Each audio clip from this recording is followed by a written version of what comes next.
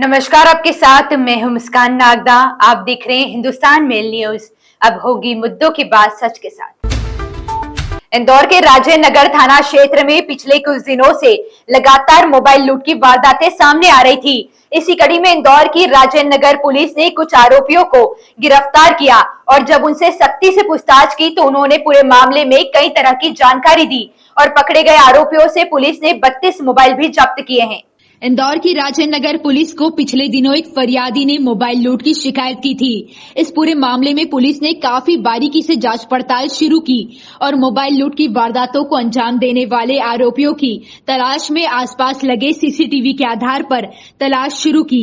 इस दौरान पुलिस को मुखबिर से सूचना मिली कि कुछ लोग सस्ते मोबाइल बेचने के लिए इंदौर आने वाले हैं तथा इसी सूचना के आधार पर पुलिस ने काफी बारीकी से जांच पड़ताल शुरू की और कुछ आरोपियों को गिरफ्तार किया। वहीं जब पकड़े गए आरोपियों से सख्ती से पूछताछ की गई तो उन्होंने बताया कि उन्होंने अलग अलग थाना क्षेत्रों में तकरीबन कई लोगों से मोबाइल लूट की वारदात को अंजाम दिया है। पकड़े गए आरोपियों की निशानदेही पर पुलिस ने 32 मोबाइल जब्त किए हैं। इसमें दो जो अभी तक सामने आया है वो ये है कि कुछ जो एक्सपेंसिव फोन्स होते हैं जैसे आपका आईफोन हो गया या बड़े फोन्स जिसमें यूजुअली पासवर्ड क्रैक करना थोड़ा डिफिकल्ट होता है लोकल लेवल पे क्योंकि हाईली इनक्रिप्टेड रहते हैं, तो उनके तो पार्ट्स यूजुअली मार्केट में बिकते हैं। इसने भी ये बताया कि कई बार पार्ट्स भी बेचे गए हैं। और जो सस्ते फोन्स होते हैं क्योंकि शॉप की दुकान रहती है तो सेकेंड हैंड बोल के कई बार बहुत सारे यूजर्स ऐसे रहते हैं जो बहुत ज़्यादा उसका डिटेल नहीं पता करते। अगर आपको सस्ते में फोन मिलेगा तो हम भी सोचेंगे कि अगर दुकान वाला बता रहा है कोई फर्जी बिल दिखा के कि देखिए ये असली फोन है, मैंने सेकंड हैंड खरीदा है, आप ले सकते हैं, ये किसी भी आपराधिक कृत्य में नहीं जुड़ा हुआ है, तो अमूमन आदमी खरीद लेते होंगे। तो ये इंस्टाग्राम पे नहीं, इंस्टाग्राम के माध्यम से लिंक होते थे। इंस्टाग्राम में इनने कोई एडवर्टाइजमेंट नहीं दिया है। इनको भी पता था कि अगर इंस्टाग्राम पे हम एडवर्टाइजमेंट देंगे तो कोई ना कोई किसी न किसी जिले की पुलिस की जरूर नजर पड़ेगी। सर इनका बैकग्राउंड क्या है? कौन लोग हैं? छात्र है? क्या उम्र है? एज है? इनकी जो एग्जैक्टली उम्र है वो मैं आपको एक बार पता करके बता। आयुर्वेद आयुष अधिकारी अभ्यर्थियों ने इंदौर के लोक सेवा आयोग के दफ्तर के सामने अपनी मांगों को लेकर प्रदर्शन किया और नारेबाजी के साथ धरना दिया। परीक्षा परिणाम आने के पहले ही चयन की जानकारी सोशल मीडिया पर वायरल होने की बात कहते हुए कांग्रेस के लोग और विद्यार्थियों ने लोक सेवा आयोग के अधिकारी को ज्ञापन भी दिया। प्रदर्शनकारियों का आरोप था कि आयुर्वेद चिकित्सा अधिकारी पद के लिए 25 सितंबर 2022 को परीक्षा आयोजित की गई थी, जिसका परिणाम नवंबर 2022 में घोषित होना था, किंतु अभी तक परिणाम घोषित नहीं किया गया है। इस बीच मध्य प्रदेश आयुष विभाग की ओर से ट्विटर के माध्यम से भर्ती पूरी होने का मैसेज सोशल मीडिया पर वायरल हुआ।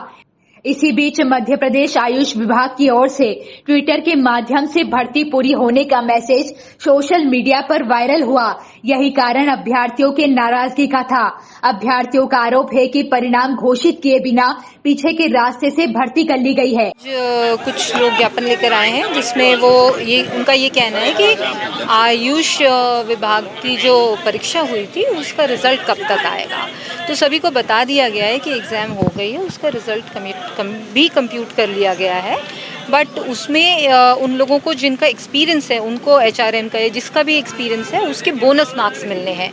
बोनस मार्क्स जो मिलने हैं वो विभाग द्वारा तय किए जाएंगे। उसके कुछ मापदंड हैं, कितने साल का एक्सपीरियंस है उस पर डिपेंडिंग ऑन दैट। तो आयुष विभाग की एक कमेटी है जो जल्द ही 1-2 दिन में आने की संभावना है।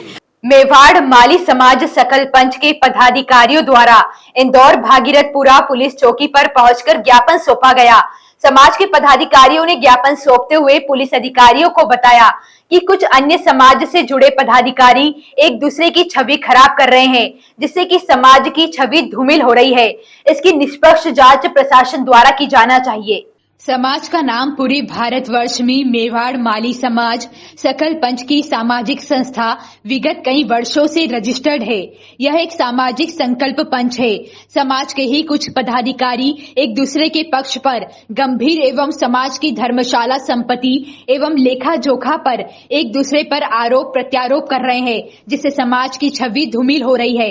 इसकी निष्पक्ष जांच प्रशासन द्वारा की जाना चाहिए एवं समाज में निष्पक्ष चुनाव प्रक्रिया के दौरान सहमति से अध्यक्ष पद चुना जाना चाहिए और दोषियों पर सख्त से सख्त कार्रवाई करना चाहिए। और आज ये गोपाल मुखिया जो कुलकर्णी भट्टे वाले हैं, उनके कुछ सहयोगी हैं, वो व्यक्ति समाज की धर्मशाला पर कब्जा जमाने की कोशिश कर रहे हैं। पिछली बार जब हमने उनके घोटाले देखे, उनके कट्टे चेक करके हम संरक्षकों ने, हमें घोटाला मालूम पड़ा, वो हमारे पास उसके सबूत हैं। 90,800 बता रहे हैं कि परिचय सम्मेलन से मिले, जबकि 1,34,000 का हमारे पास उनके कट्टों का रिकॉर्ड है। बंधु उनके ऊपर जब प्रकरण दर्ज कराएगा तो हमने ये आवेदन दिया पुलिस चौकी पे, उन्होंने यहाँ पे आश्वासन दिया कि आपके दस्तावेजों की जांच करेगी, हम एफआईआर दर्ज करेंगे, लेकिन आज तक कोई एफआईआर दर्ज नहीं हुई है। कोरोना काल के बाद स्वास्थ्य सेवाओं में आए उतार चढ़ाव जहां शहर में कई तरह के सुधार आए हैं, तो वहीं इंदौर के मरी माता क्षेत्र में आज शशि अस्पताल का शुभारंभ राजकवि पंडित सत्यनारायण सतन के कर कमलों द्वारा हुआ। शिक्षा और स्वास्थ्य के क्षेत्र में इंदौर शहर वैसे तो पूरे देश में अग्रणी स्थान रखता है, किंतु हर दिन बढ़ती जनसंख्या और बीमारियों से जूझते लोगों की परेशानियां दूर करने और उनका अच्छा उपचार करने के उद्देश्य से शहर के पश्चिम क्षेत्र में बीते करीब 45 वर्षों से सेवा दे रहे शशि नर्सिंग होम ने अपने अस्पताल को नए स्वरूप में तैयार करके पुनः शुभारंभ किया है।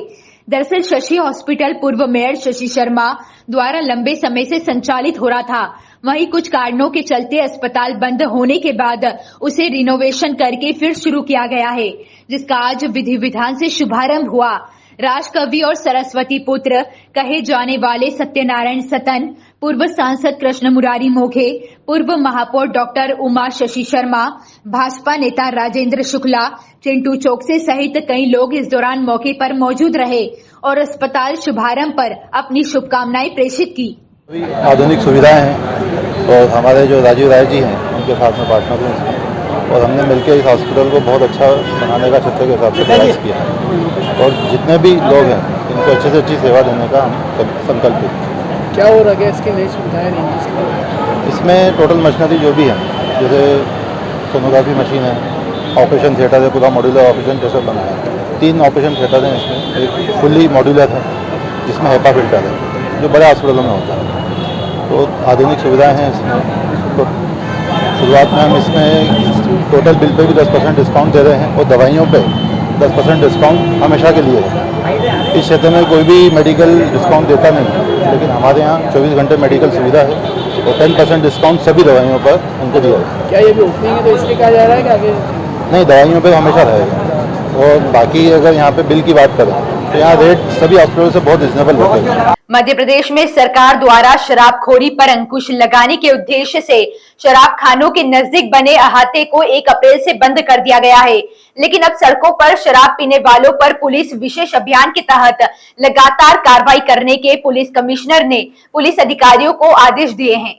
दरअसल शहर में तमाम अपराधों के पीछे नशे में होने के कारण ही सामने आते हैं और इसी के चलते इंदौर में पुलिस द्वारा सड़कों पर खुलेआम शराबखोरी करने के साथ ही 4 पहिया वाहन में बैठकर शराबखोरी करने वालों पर विशेष अभियान चलाया जाएगा।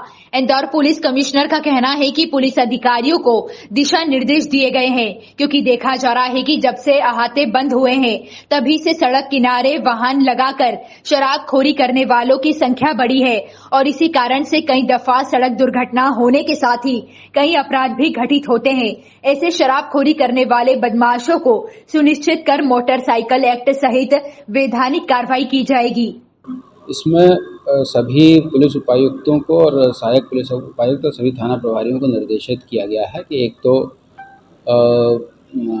जो भी आपको सोशल मीडिया के माध्यम से सूचनाएं प्राप्त हों, अखबारों के माध्यम से जो भी सूचनाएं प्राप्त हों, इसके उस पर त्वरित कार्रवाई की जाए और साथ ही सभी थाना क्षेत्रों के जो जितने भी खुले इलाके हैं जो जिनका उपयोग इस प्रकार की चीज़ों में किया जा सकता है, वहाँ पे नियमित रूप से गश्त करवाएं। अगर कोई व्यक्ति शराब के बेहद ज़्यादा नशे में पाया जाता है तो उसे अस्पताल में रखें, न कि थाने में रखें। स्वर्गीय अरुण शर्मा छोटे भैया की स्मृति में विशाल भगवा भीम यात्रा निकाली गई। यात्रा के आयोजक अर्पित चावरे, योगेश निहाले ने बताया कि आनंद चावरे युवा मंच द्वारा एकता का संदेश देने हेतु राम जन्मोत्सव एवं संविधान विजेता भीमराव अंबेडकर जन्मोत्सव सप्ताह को सम्मिलित कर यह यात्रा निकाली गई है। इस यात्रा में मुख्य रूप से भारतीय जनता पार्टी के वरिष्ठ नेता मधु वर्मा, अभिषेक बबलू शर्मा, क्षेत्रीय पार्षद प्रशांत बड़वे, किरण अरुण शर्मा, वीणा वर्मा, संदीप शर्मा एवं राष्ट्र समाचार से शिवाजी खजूरिया, विलियम संतवाने, ऋतिक खजूरिया सहित संगठन से जुड़े हुए गणमान्य नागरिक शामिल हुए। यात्रा के दौरान पूरा क्षेत्र भगवा भीम के नारों से गूंज उठा। भगवा भीम यात्रा यह एक अद्भुत और अकल्पनीय बहुत अच्छा एक विचार युवाओं के मन में आया कि चूंकि अभी हिंदुस्तान में जो भी घटनाक्रम चल रहा है उस समय यह भगवा भीम यात्रा का जो कंसेप्ट है उसका बहुत महत्व है, युवाओं में बहुत उत्साह है। यह यात्रा हमारे स्वर्गीय अरुण शर्मा छोटे भैया की स्मृति में चलाई जा रही है। युवाओं में बहुत ज़्यादा उत्साह है कि एक भीम हमारे आदरणीय भीमराव अंबेडकर जी और हमारे भगवा का दोनों का समन्वय करते हुए यात्रा निकाली जा रही है। संयोग का विषय है कि 14 तारीख को हमारे आदरणीय भीमराव अंबेडकर जी की जयंती है।